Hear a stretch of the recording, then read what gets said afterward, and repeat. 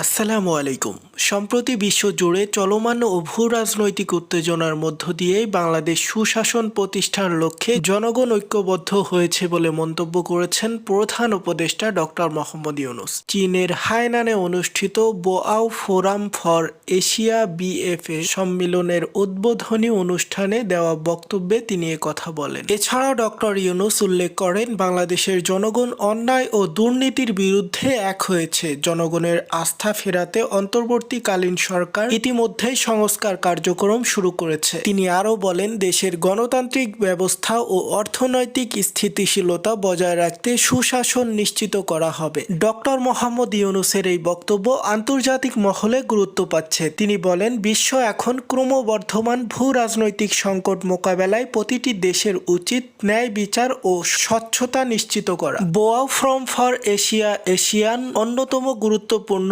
অর্থনৈতিক ও রাজনৈতিক সম্মেলন, যেখানে বিশ্বের বিভিন্ন দেশের নীতি নির্ধারকরা অংশ নেন। গবেষকেরা এই সম্মেলনকে বাংলাদেশের সক্রিয় অংশগ্রহণ ভবিষ্যতে আন্তর্জাতিক সম্পর্ক ও অর্থনৈতিক কূটনীতিতে ইতিবাচক প্রভাব ফেলবে বলে আশা করছে। এই গ্লোবাল নিউজ, সাথে আছে আমি হুসাইন আহমেদ। ধন্যবাদ।